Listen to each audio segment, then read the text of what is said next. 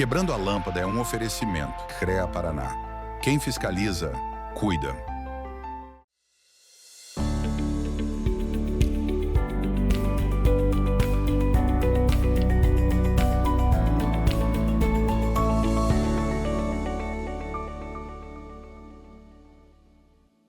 Tudo bem, meus nobres? Começa agora o Quebrando a Lâmpada, o programa que fala sobre inovação e cases de sucesso para quem quer pensar fora da caixa e transformar ideias em realidade. Este programa tem o apoio do CREA Paraná, Conselho Regional de Engenharia e Agronomia do Paraná, que fiscaliza e garante que obras, serviços e projetos sejam conduzidos por profissionais habilitados com ética e responsabilidade.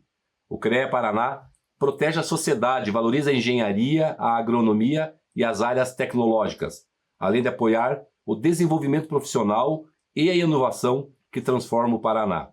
E do grupo Pumatronics, que desenvolve soluções que atuam diretamente na sua vida, tornando rodovias e cidades mais seguras e eficientes, com sistemas de pesagem em movimento, pedágio eletrônico sem cancelas, sensoriamento climático e iluminação pública inteligente.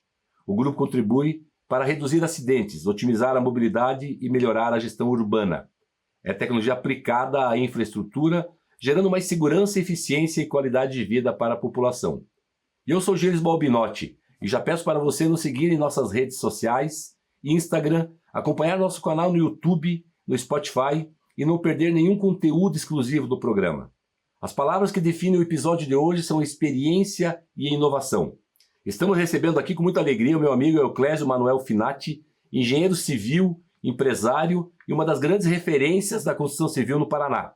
Com mais de 38 anos à frente da Braingel, atua diretamente no desenvolvimento do setor, com uma trajetória marcada por liderança, gestão e participação ativa em entidades como Sinduscom, CREA e CEBIC, reconhecido também por sua atuação como palestrante e por incentivar a busca por novos métodos construtivos no Brasil e no exterior.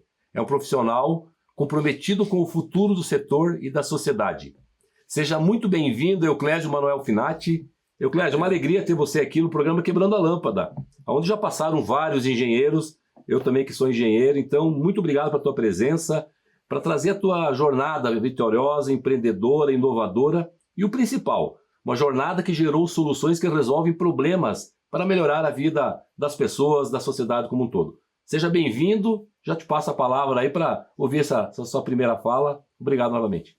Gilles, muito obrigado. Eu agradeço a oportunidade de estar aqui. Na verdade, eu acho que você foi muito gentil aí na definição das minhas trajetórias, né?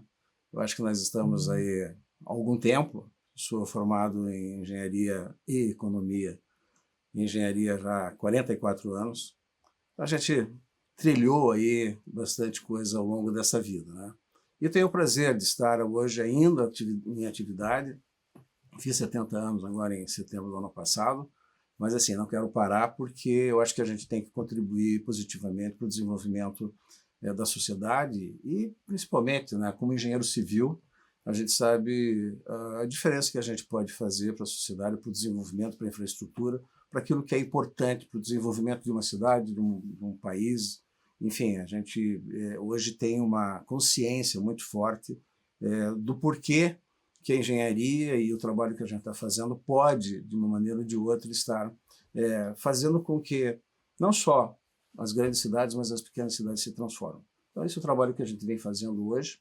Sou grato também ao trabalho que, de uma maneira ou de outra, no CREA vem desenvolvendo já há quase 8 anos, né? Fui assessor do presidente Ricardo Rocha e hoje assessor do presidente Clodomiro Ascari. Então, nesse trabalho, a gente está conseguindo mudar um pouquinho a formatação, a maneira como o CREA atua, né? Eu acho que é uma entidade que está aqui há quase 100 anos, mas que a gente sabe que essas transformações que a sociedade está vivendo, é importante também que as entidades que a gente participa também façam essas mudanças, né? Então, agradeço de novo estar aqui com você e vamos bater um papo aqui para ver se a gente consegue continuar contribuindo aí com a sociedade. Com certeza, Euclésio. Um dos propósitos do programa Quebrando a Lâmpada além de mostrar a jornada dessas pessoas mentes brilhantes, de quem transformou ideia em ação concreta, esse é o propósito. Sim. A gente costuma falar que aqui é esse programa é um showroom de pessoas mentes brilhantes que resolveram problemas.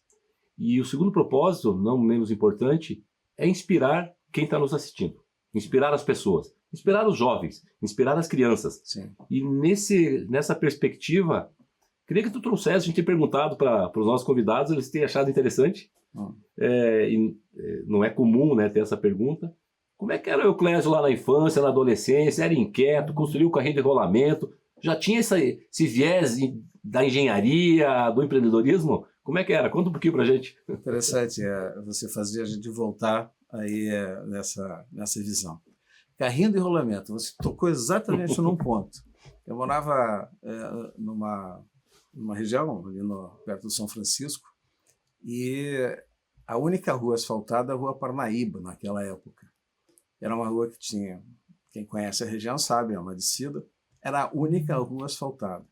E aí, aquelas brincadeiras de rua, né?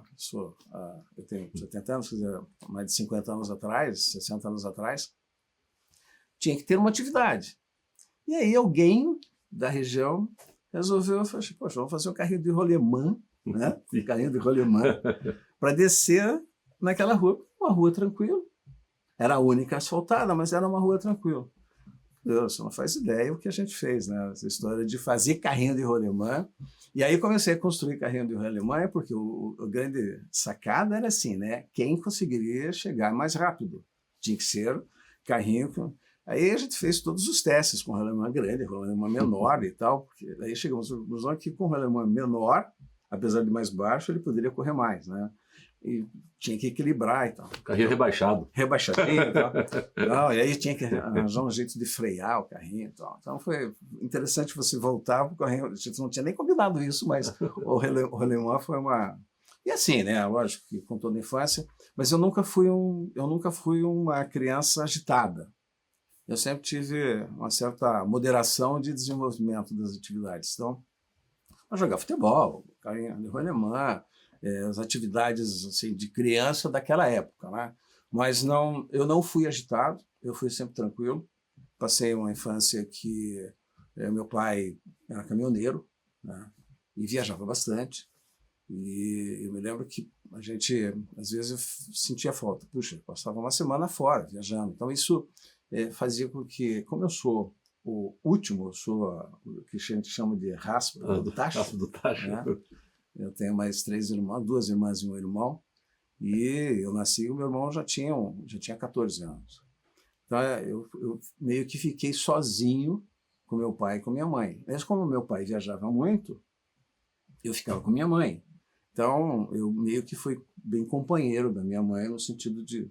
Então, eu nunca fui uma pessoa de muita bagunça, muito sair. Eu era mais quieto, quer dizer, tímido.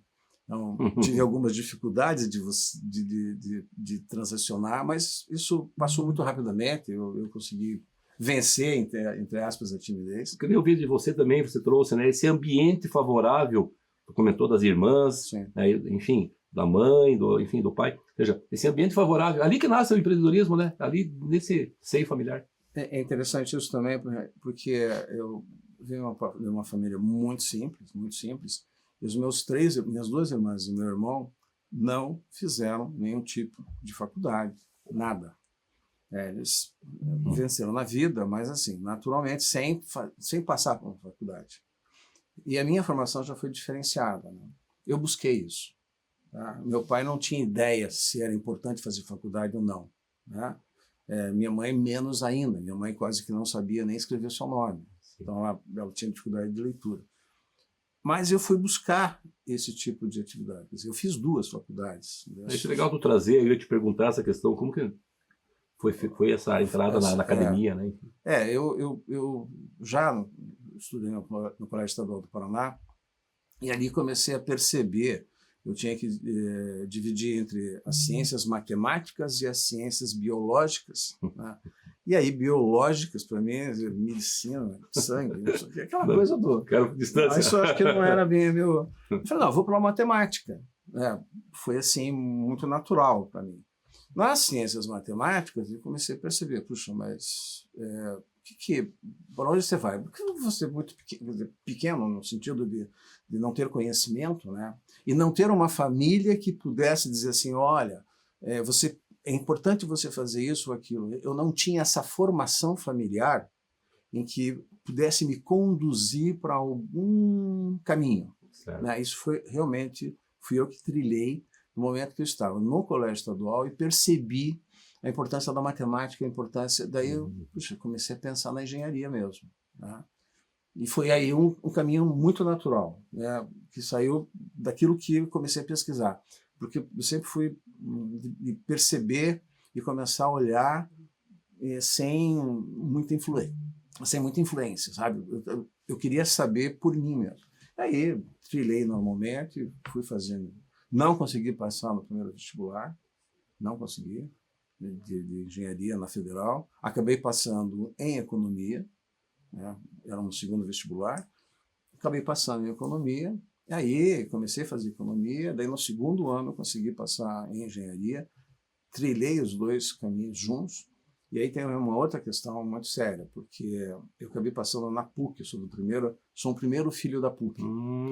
E primeira turma da Pontifícia Universidade Católica. E aí tinha uma questão séria, porque assim como hoje não era muito barato a PUC. E eu tive que tentar começar a trabalhar. Aí fiz um curso público, porque meu pai não conseguia pagar. Fiz o concurso público, passei no concurso público.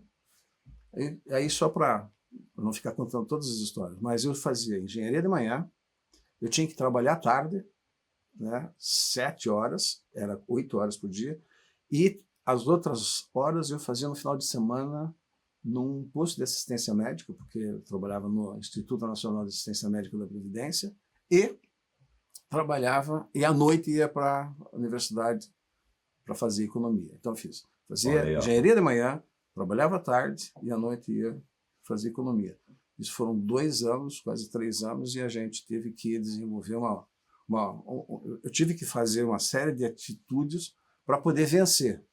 Né? A minha jornada diária foram 2 anos assim, extremamente delicados. Me formei em economia, aí toquei em engenharia. Muito bom ouvir a tua jornada e certamente inspirar, né, quem está nos ouvindo. A gente vai finalizar o bloco agora. Vamos retomar isso para falar, né, já das tuas primeiras entregas aí da engenharia, os projetos, tá bom? Legal? Tá bom, legal. Não sai daí, porque a nossa conversa está só começando e tem muito mais no segundo bloco. O Quebrando a Lâmpada volta já. Cada vez que você volta do trabalho, que você se alimenta, cada vez que você viaja sozinho ou com a família, pega um ônibus, carro ou avião, sobe ou desce de elevador. Cada vez que você pensa em qualidade ou na segurança de tudo aquilo que é produzido na cidade, no campo, nas indústrias ou em tudo ao seu redor, em cada um desses momentos, existe o trabalho de milhares de engenheiros, geocientistas e agrônomos que, em conjunto com o CREA Paraná, são responsáveis por produtos ou serviços cada vez mais presentes no seu dia a dia. Há 91 anos é assim. CREA Paraná. Quem fiscaliza, cuida.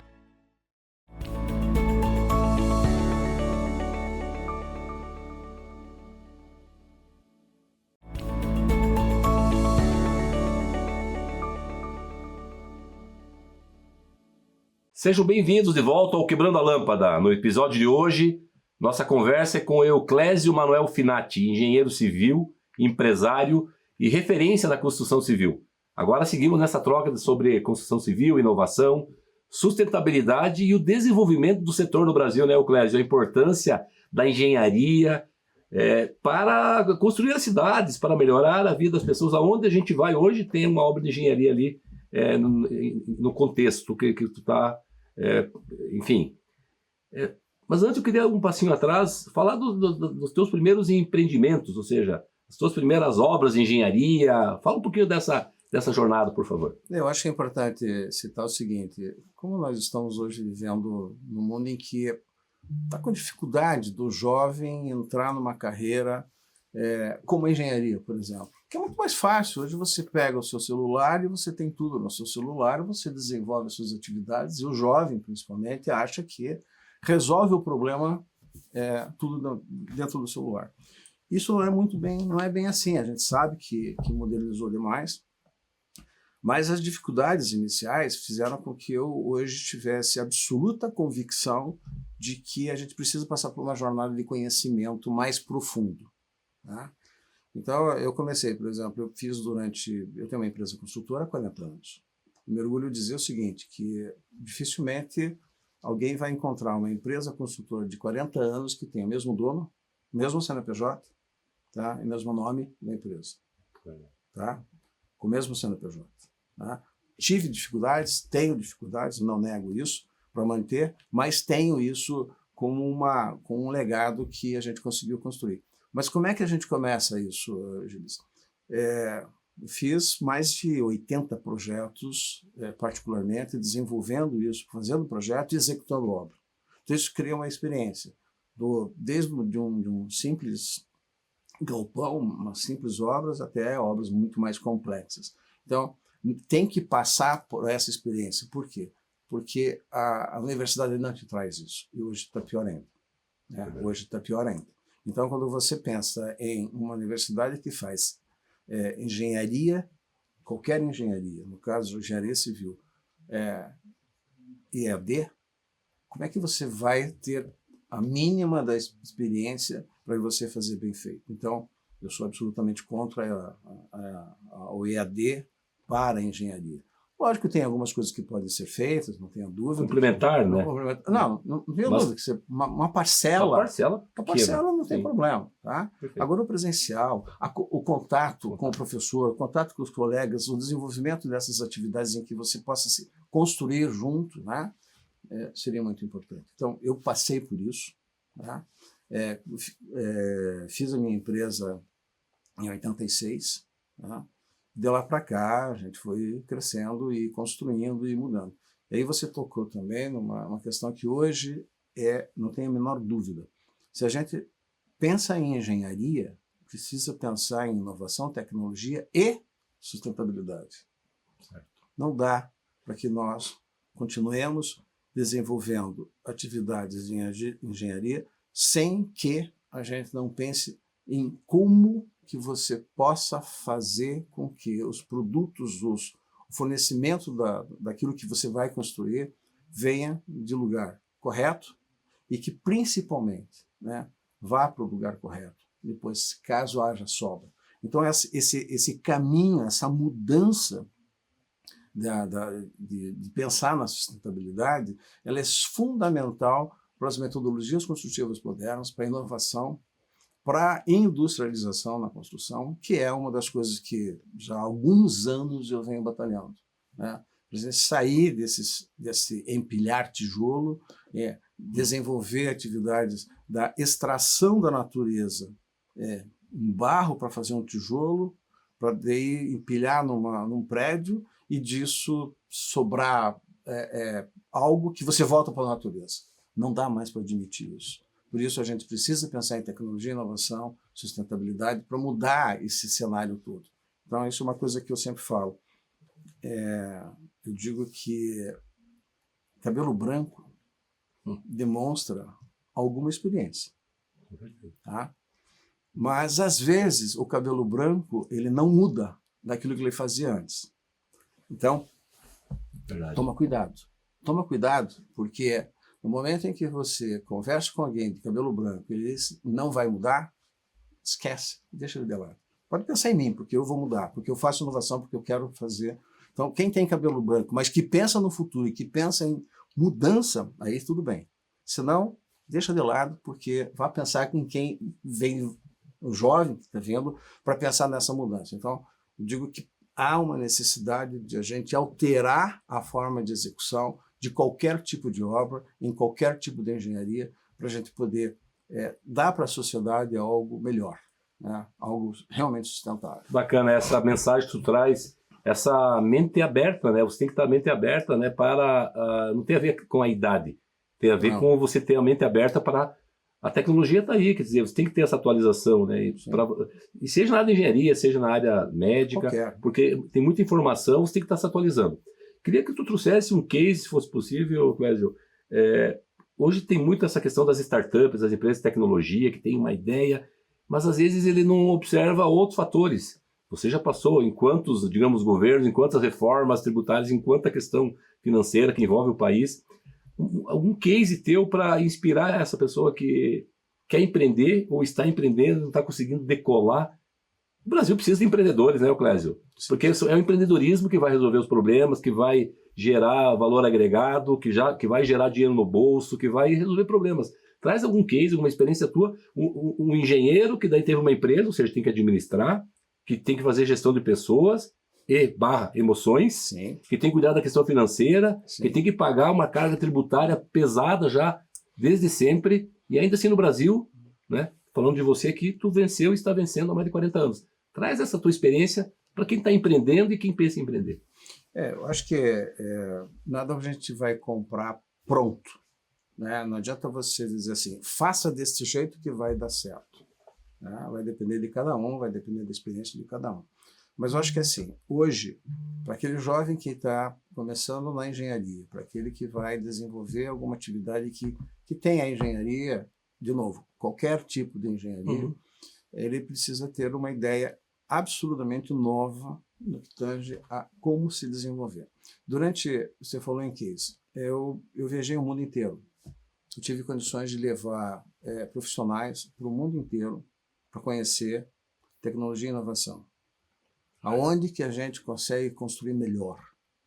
O que a gente pode extrair de melhor do que já está sendo feito? Por que você vai reinventar? Não precisa reinventar. Às vezes sim, mas, de qualquer forma, nós temos países que estão mais desenvolvidos do que o Brasil, principalmente nessas áreas de construção. E o que eu fiz ao longo de vários anos? Eu juntava empresários, colocava num avião, ia para a China, Japão, Taipei, aonde você possa imaginar. Eu levei Estados Unidos, Europa, eu levei empresários para conhecerem, porque tem uma questão muito clara. Se você está na universidade, você sai da universidade tradicional, a universidade tradicional continua, infelizmente, muito tradicional. Quer dizer, o aluno quer calcular quantos tijolos vai numa parede. Quer dizer, ainda é assim, né? De uma forma muito rudimentar, lógico que algumas mudanças aconteceram, mas no fundo, não mudou muito. Então, quando você sai de uma universidade e só pensa e estava preso àquilo, você não consegue imaginar, puxa, como é que eu faço a diferença? Como é que eu faço a mudança? E uma das coisas que eu fiz foi exatamente isso.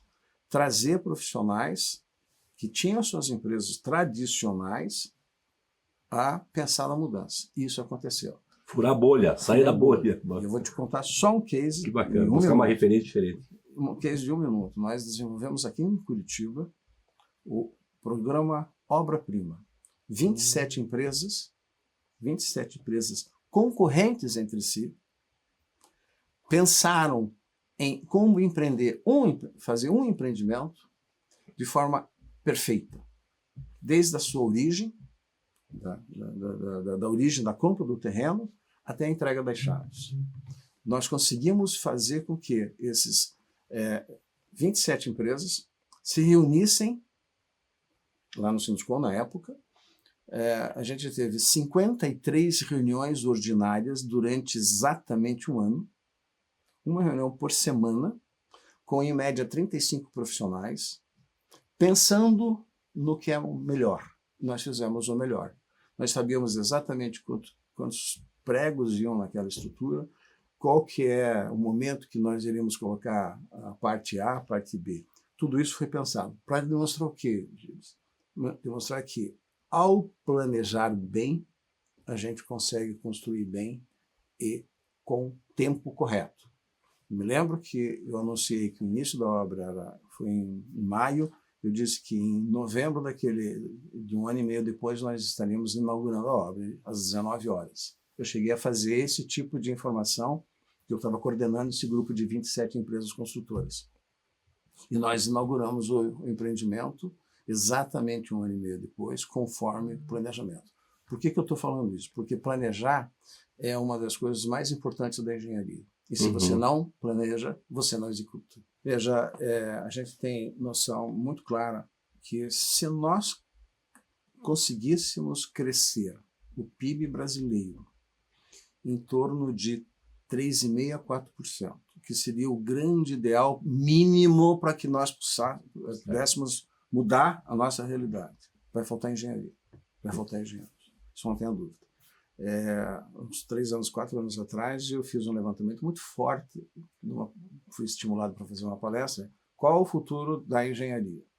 E aí era muito claro, se você crescendo 1 a 1,5 ao ano, com a quantidade de profissionais que estavam sendo formados, a gente quase que equilibrava. Mas se a gente pular 1% no PIB de crescimento, a gente já sai do desequilíbrio da necessidade de profissionais. Então, assim, qual é a mensagem? Os pais hoje não pensam desta forma, muito provavelmente. Tem lá suas atividades e fazendo com que seu filho vá para a escola, mas não está pensando o que vai acontecer daqui a 10 anos, daqui a 15 anos. Precisa pensar dessa maneira, porque vai faltar engenharia. Fica imaginando o seguinte, se a gente conseguir realmente crescer em torno de 3%, como é que vai ser as nossas estradas daqui a 5, 8, 10 anos? Como é que vai ser o transporte público daqui a algum tempo? E quem é que vai pensar nisso? Com todo respeito, não vai ser o médico, não vai ser o advogado, sabe? Não vai ser o psicólogo ou o professor, vai ser as engenharias. As engenharias precisam estar. Então, a gente precisa estimular, fazer com que esses pais de hoje, que têm seus filhos com 7, 8, 10 anos, comecem a pensar da importância que eles vão ter, esses seus filhos, para o futuro desses pais. Sim. É uma questão que ninguém começa a pensar nisso. E isso realmente vai acontecer.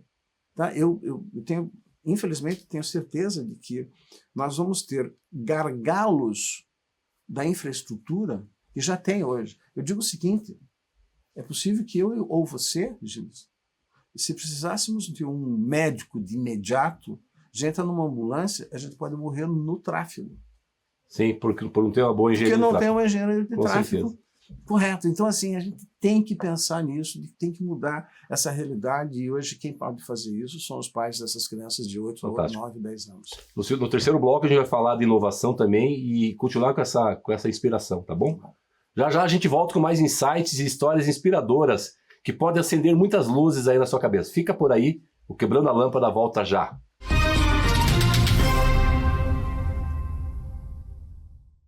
Existe risco para a saúde da população que mora perto dessas usinas?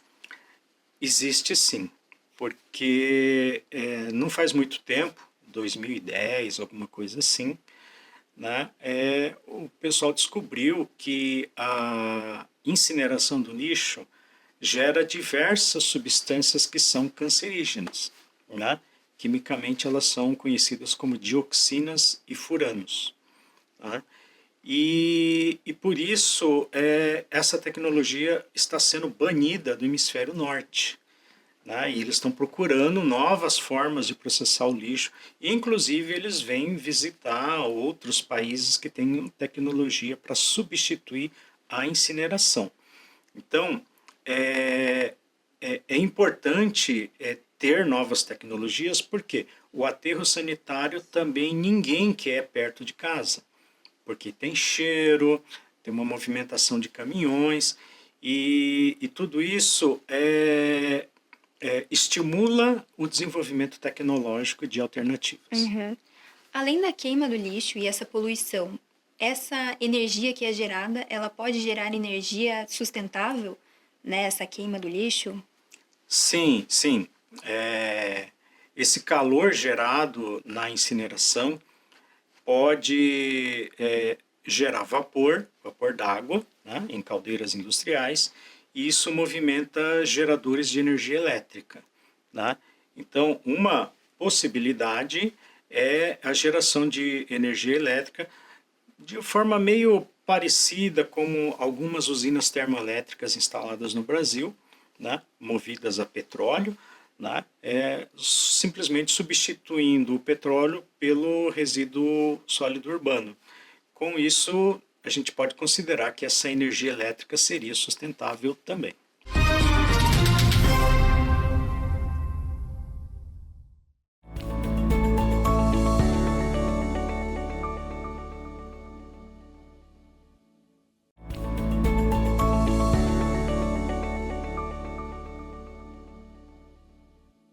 Voltamos ao Quebrando a Lâmpada. Hoje estamos recebendo Euclésio Manuel Finati, engenheiro civil, empresário e referência na construção civil. Vamos continuar a nossa conversa. Euclésio, então, temos um bloco, uma mensagem bem importante da inspiração com os jovens, com os pais das crianças, para esse mundo do empreendedorismo, da engenharia, desse mundo da resolução de problemas. Agora eu queria também, dentro desse contexto, também ver como que você está trabalhando, né, os projetos, seja pela empresa, seja nessa tua... sabe, você enquanto, né, eu diria um conselheiro associado, né, do CREA, do CONFEA, enfim, das obras, né, do Paraná, do Brasil, em relação à questão da inovação, da inteligência artificial, da plataforma BIM. Traz algum case que você possa, nessa tua fala desses projetos, dizer como está sendo tratado isso, né, tecnologia chegando para melhorar, né, a questão da transparência, do acompanhamento de obras, enfim, por favor. Eu acho que a gente está passando por uma nova transformação, e você citou uma delas. Eu fui da época em que eu fazia projeto com papel vegetal, nanquim, aranha nanquim, eu fiz também. Nanquim, meu Deus, era horrível, né? Mas aprendi a fazer projeto ali. Qual foi a primeira transição? Grande transição, né? A gente saiu do papel para a tela, né? Foi para o AutoCAD. Uhum. Ali já foi uma grande transição que foi difícil de se adaptar de imediato, né? Hoje, a maior transição é para o BIM. Building Information Model. De forma muito objetiva. Mostrar para o teu cliente, no mesmo instante em que ele está falando com você, para ele entender como que é a imagem da casa ou do empreendimento que ele queira naquele instante. Então a gente consegue hoje, em simples alterações no teclado, mostrar para o cliente como é que funciona isso. E isso é uma mudança substancial, não só para quem é empreendedor, mas na minha concepção para as obras públicas. Uhum. Tá? O que vai acontecer? Hoje, as obras públicas, nós temos uma quantidade absurda de obras paradas por força de projeto errado, execução mal feita, empresa que não tinha a menor condição de fazer e que se mergulhou no valor. E ao mergulhar no valor, porque achava que era possível desenvolver o projeto, achava que era possível construir daquela forma. Com o BIM, isso vai acabar. Por que vai acabar? Porque com essa plataforma a gente vai saber exatamente quantos joelhos, né? Quantos metros de cano eu vou precisar na hidráulica, na elétrica, qual é a quantidade exata de concreto, se forem dentro dessa tecnologia em si. Tudo eu vou ter isso absolutamente correto para informar na licitação. Perfeito. Então, o poder público vai usar o do BIM para fazer uma boa licitação. Então, tudo vai estar pronto ali. Então, aí uma outra mensagem que eu gostaria de deixar. Hoje, quem conhece de BIM tem emprego garantido. Bem valorizado, por sinal. E valorizado. Né? Então, assim, é importante fazer engenharia, mas é importante também estudar o BIM de forma mais profunda. Certo. Então, assim, há uma necessidade de a gente trilhar esse caminho do BIM, que eu falava 10 anos atrás, que em 5, 8 anos, quem não tivesse conhecimento de BIM estaria fora do mercado. Infelizmente, esse tempo está demorando um pouco mais. Sim. Tá? Mas o poder público já fez uma nova ampliação de tempo, né, para exigir projetos em BIM. Agora já ampliou mais 6, 8 meses. Mas o estado do Paraná, Santa Catarina já está fazendo isso, e outros estados estão começando a exigir projetos em BIM. Então, você não tem como hoje não estudar isso. Já está na exigência, já está no termo de referência. Já está tudo certo para isso. Não, perfeito. Então, essa é uma situação absolutamente que não é nova mais, mas necessária essa mudança. Então, certo. O BIM para mim, a mudança de chave, principalmente para o setor público, né, que vai licitar melhor. Bacana. E essa questão junto, de mãos dadas com o Digital Twin, né, o gêmeo digital, tu faz o projeto, sim, tudo isso. A inteligência artificial veio aqui para corroborar, sim, contribuir. Mas a inteligência humana ainda tem que estar no comando, né? Não dá para a gente deixar de lado a inteligência artificial. Eu estou estudando isso. Estou estudando fortemente o IA. Né? Não posso parar de estudar. Eu hoje estou usando o IA dentro do que é possível, né? Mas estou estudando o IA porque não dá para você deixar de lado. Bacana. Tá? Não, e tem que atrelar ao BIM, tem que atrelar a novos métodos construtivos e tal. Então, isso não dá para parar. Agora, você tem que ter conhecimento básico. É base. É base, não tem como. Queria sublinhar aqui, ó, dar os parabéns, Euclésio, 70 anos, engenheiro, empreendedor. Olha o que ele falou agora na última fala. Que está estudando IA, está lá, fortemente, ele falou, colocou essa palavra, inclusive. Fica uma mensagem para cada um de nós, cada um da nossa audiência, sempre. É educação continuada. Não podemos sair da agenda. Parabéns, Euclésio. Eu durmo, quando muito, 5 a 6 horas. Quando muito. Então, minha jornada tem, enfim, quase 20 horas, mas eu encaixo na minha jornada todos os dias algo de inteligência artificial, porque eu não posso ficar para trás. Eu sempre falo o seguinte, eu estou com 14 aqui, meu iPhone é 14, eu preciso do 16, 17, porque estou atrás. Então eu penso nisso o tempo todo, faço isso o tempo todo, e realmente, não é pelos meus 70 anos. Não, é que eu acho que a gente precisa estar inovando, a gente precisa estar pensando nisso o tempo todo. Somos jovens de 8 a 80, né? Com certeza. Né? Eu digo o seguinte, tem uma outra fase que você tocou. Eu não tenho 70 anos, eu sou um jovem cada vez mais experiente. Ótimo, perfeito.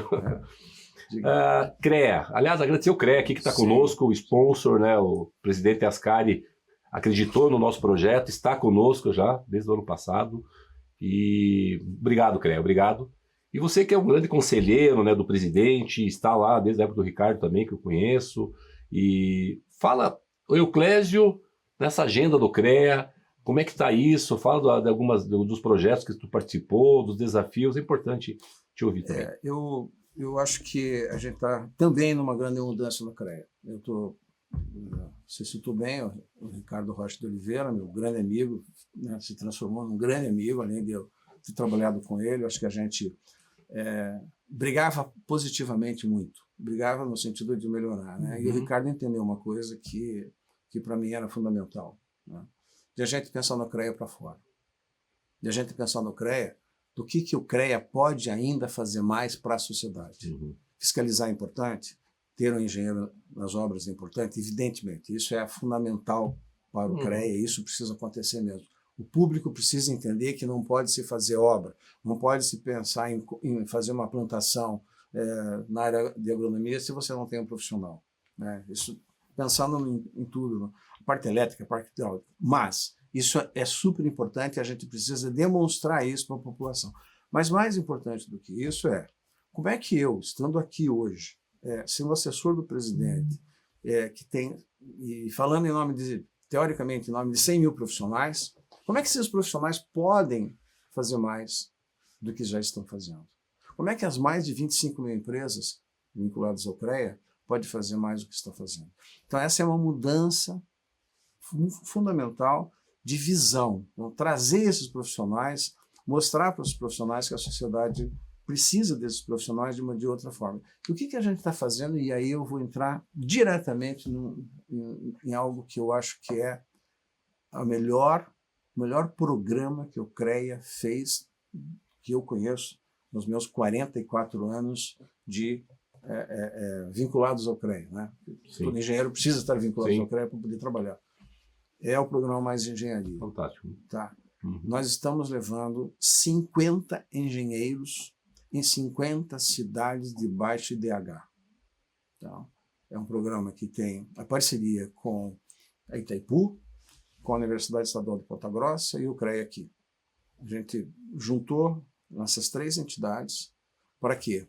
A Itaipu paga a conta, a Universidade Estadual de Ponta Grossa faz o curso de gestão pública para esses profissionais e a gente juntou 50 engenheiros de 0 a 3 anos para ser colocado em 50 cidades. Qual que é o objetivo maior? A gente quer que esse jovem que é formado de 0 a 3 anos de formado, que tem nenhuma experiência praticamente, vá para uma cidade pequena, nesta cidade ele desenvolve as suas atividades lá e vai fazer a diferença. O que a gente quer demonstrar? Que a engenharia pode fazer a diferença para aquela população, naquela cidade de 2.500, de 3.000, de 5.000, no máximo 10.000 habitantes. Então, a diferença que a gente demonstra é a diferença desse profissional fazendo projeto, executando eventualmente obras para aquela cidade. Então, é um programa que é disruptivo. E é modelo para o Brasil, né? Modelo pro Brasil. Eu tenho conversado com a Ascari, aqui a gente está finalizando mais um bloco. Eu queria retomar no segundo bloco, inclusive, essa experiência que tu participou também em Rio Bonito do Iguaçu. O CREA participou diretamente nessa reconstrução, né, do município, com toda essa expertise, com toda essa equipe, né, não só do Paraná, mas que vieram também de outros estados, tá bom? Legal. Fica por aí para o nosso próximo e último bloco, o Quebrando a Lâmpada volta já.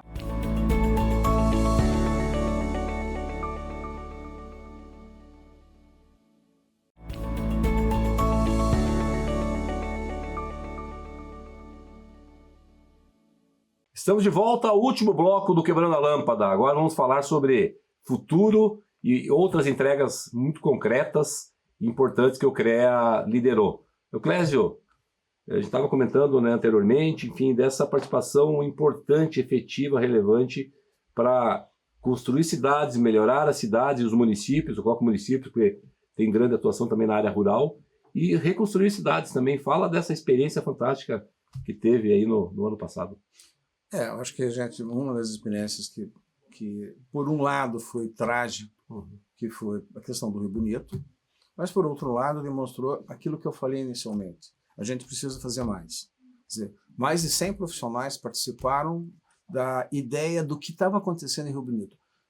As casas tinham que ser destruídas, a estrutura precisava destruir, ou seja, a gente fez uma avaliação daquilo que tinha em Rio Bonito. Então foram mais de 100 profissionais se dedicando para poder fazer um grande laudo da estrutura que ficou daquela tragédia do Rio Bonito.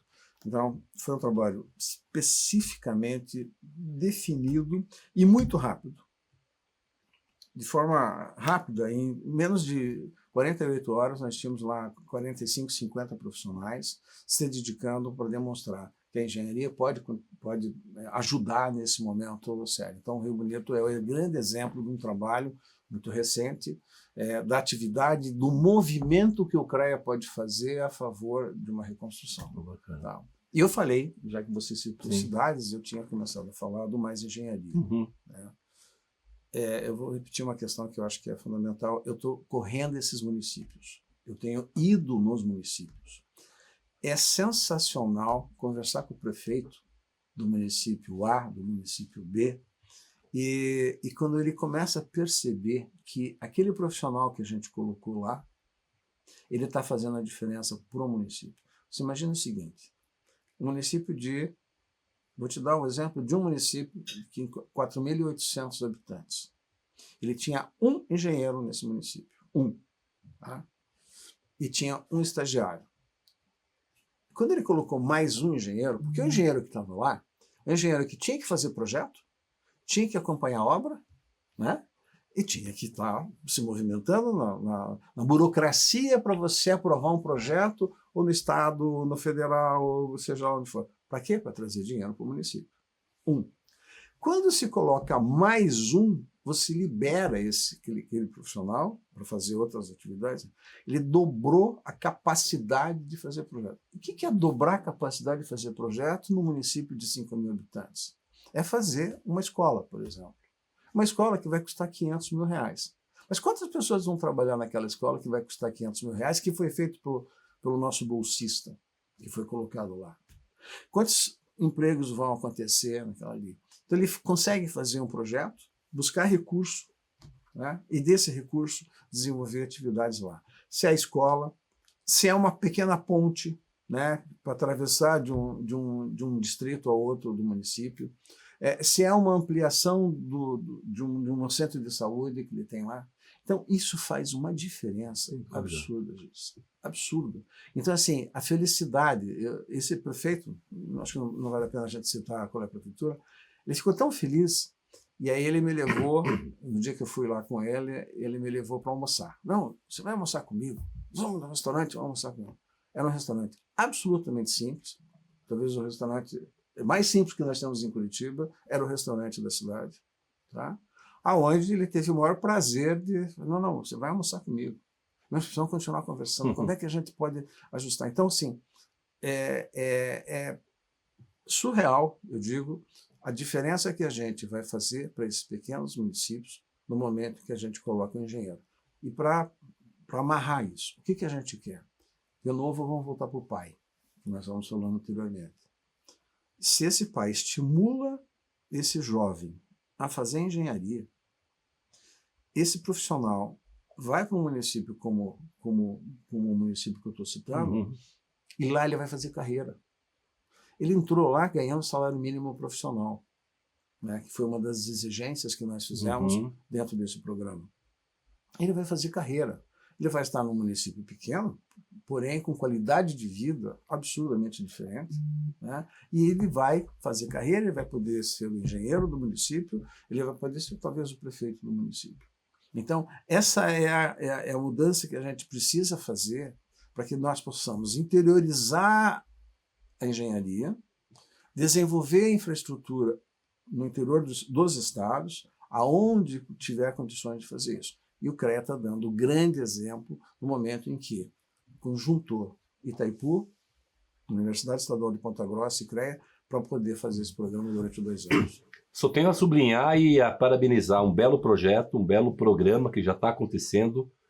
E esse programa vai para todo o país, Euclésio. Então aqui, aos amigos lá do Espírito Santo, lá Bruno Lamas, que é o secretário de Desenvolvimento Econômico e Tecnologia, a Simone Stupp, que é a secretária de Inovação lá do Rio Grande do Sul, que acompanha esse programa, e tantos outros do Brasil todo, prefeitos do Paraná e outros prefeitos, procurem conhecer mais sobre esse programa de mais engenharia. Quer dizer, o CREA Paraná, na liderança do presidente Ascari, aqui com essa liderança importante do Euclésio, eles não sentaram e falaram assim, falta engenheiro, o que vão fazer? Não, eles encontraram uma solução, encontraram uma saída. Então aqui só tenho a parabenizar pelo belo programa, e o programa Quebrando a Lama vai acompanhar o CREA, vai acompanhar vocês, para ir mostrando esses resultados super importantes, que está resolvendo o problema lá dos municípios menores, que é geralmente os municípios que mais sofrem, né? Exatamente. Euclésio, outro projeto que você possa falar que você trabalhou, né, e vem trabalhando junto ao CREA, né? Esse é o principal, né? Mais engenharia, mas tem tantos outros, né? Que você possa falar para a gente. Aí eu vou entrar na política um pouquinho. Eu acho que uma das coisas que a gente fez, aí já veio do presidente Ricardo, é intensificar a nossa agenda parlamentar. Eu tenho dito também assim, nós somos técnicos, e como engenheiros, como técnicos, nós temos que trazer solução, tá? Técnica. Só que, politicamente, a gente precisa atuar politicamente para poder fazer com que aquela solução técnica aconteça. Tá? Então, a gente intensificou, já a partir, então, como eu disse, do presidente Ricardo, a agenda parlamentar.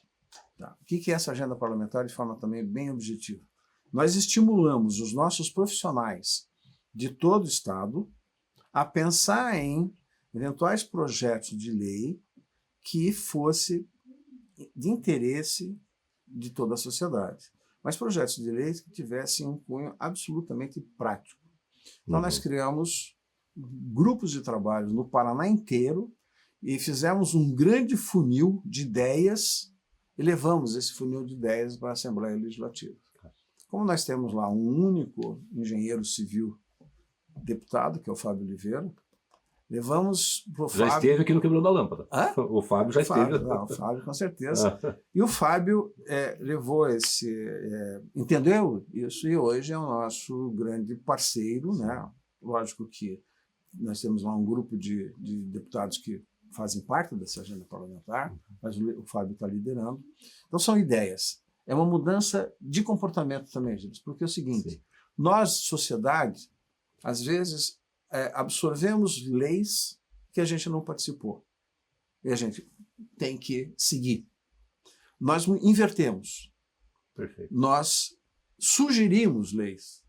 Nós sugerimos que não fizesse determinada lei porque a gente não achava que isso não ia funcionar. Então a gente inverteu. Nós levamos ideias de legislação para que a sociedade pudesse participar diferente. Então, Muito, muito importante essa forma proativa de engajar todas as hélices, né? Ou seja, a Assembleia Legislativa, que é o poder legislativo do Estado do Paraná. Eu tenho acompanhado o CREA, vocês têm ido a Brasília, também tem que ir, Câmara dos Deputados, Congresso Nacional, trazer também a iniciativa privada. Vamos ouvir lá, né, quem está na ponta. Então é super importante essa articulação política. Não tem jeito, né? É super importante. A gente daqui a pouco vai se encaminhar para o final do nosso bate-papo, mas aqui eu queria de novo, né, me interessar aí aos engenheiros do Paraná, né? Primeiro dar os parabéns. Engenheiros e engenheiras, né, acompanhem, né, estejam junto, né, do CREA, né, o CREA precisa deles, sabe? Entendam mais, conheçam mais sobre esse projeto Mais Engenharia, e de novo aqui agradecer o CREA que está com a gente, porque esse programa é para mostrar também jornadas vitoriosas, assim como é do Euclésio, né, que quebraram lâmpadas, transformaram ideias em ações concretas. Uma última questão para ti, e depois a gente vai para os finalmente, né, para você também deixar os teus contatos, para as pessoas te seguirem. O Brasil tem jeito, nesse contexto da tecnologia que está aí, da IA, quer dizer, nesse contexto político, nesse contexto tributário. Fala da percepção do Euclésio, do ponto de vista, né, da perspectiva da engenharia, de reconstruir, de construir o nosso país. Como que está o Brasil? Eu sou um eterno otimista. Se eu não fosse otimista, eu não estaria fazendo aqui o que eu estou fazendo no meu dia a dia. Nós temos muitos problemas, nem vou entrar na questão política, porque eu acho que é um outro tema que a gente deveria abordar de uma outra forma. Mas, assim, eu acho que, independente do governo que tenhamos, a gente precisa fazer o quê? A nossa parte. Né? Perfeito. E a nossa parte é desenvolver atividades que possam contribuir. Eu falei agora há pouco, se o profissional consegue ter uma solução técnica, o político tem que entender essa solução técnica. Então, uma coisa que a engenharia não faz, e que eu deixo aqui, se possível, também uma outra reflexão, é o seguinte: nós não atuamos politicamente. É muito difícil você colocar um técnico para atuar politicamente. E se a gente não atuar politicamente, a gente perde. Sim. Então, essa é uma atividade que eu faço. O tempo todo, você falou de Brasília, estive em Brasília essa semana, né, conversando com N deputados federais. Por quê? De onde vêm as leis maiores? Estão lá, na Câmara, no Senado. Então, a gente precisa criar esse ambiente. Então, hoje eu converso com todos os deputados, tanto da Assembleia Legislativa do Estado do Paraná como da Federal.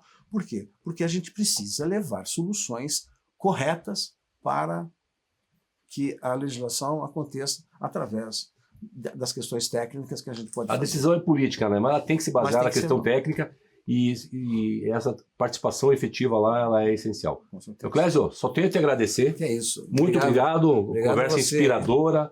E eu não sei, quiser passar aí o teu LinkedIn, aí, como as pessoas te acompanham a tua jornada, Sim. por favor, e a tua mensagem final. Euclésio Finati, tanto no LinkedIn quanto no Instagram. Estou lá à disposição, a gente tem aí outras atividades, né, que engloba aí a engenharia. Então, assim, muito obrigado por vocês me ouvirem. Espero que, de uma maneira ou de outra, tenha inspirado aí alguma coisa. Mas, assim, eu acho que o mais importante a gente precisa fazer com que cada um de nós possa fazer a sua parte, sim, mas de forma correta, séria, independente da posição política, de A, de B, mas fazer o que é correto. Durante os meus 44 anos de formado, foi o que eu tentei desenvolver. A gente erra, mas a gente erra para poder acertar novamente. Então, fica aqui a transmissão de que faça o que você puder fazer, porque vai crescer de uma maneira tranquila e vai se diferenciar, porque eu acho que isso também é muito importante. Muito bom. Excelente mensagem. Certamente inspirou muita gente, muito jovem.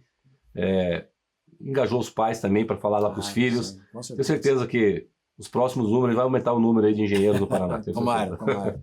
E assim encerramos mais um episódio do Quebrando a Lâmpada. Agradecemos ao nosso convidado Euclésio Manuel Finati e a você que nos acompanhou até aqui. Esse programa tem o apoio do CREA Paraná, Conselho Regional de Engenharia e Agronomia do Paraná, do grupo Pumatronics, que desenvolve soluções que atuam diretamente na sua vida, tornando rodovias e cidades mais seguras e eficientes. Não deixe de nos seguir nas redes sociais, acompanhar o nosso canal no YouTube. Vai lá, se inscreve no YouTube, Quebrando a Lâmpada, assina o sininho lá para que ele avise você quando o programa vai para o ar. E também no Spotify.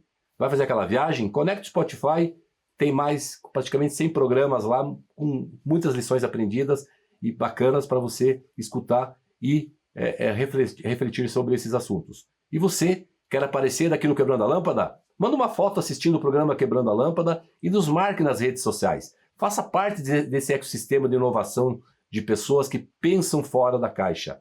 Até o próximo episódio e muito, muito obrigado. Tchau!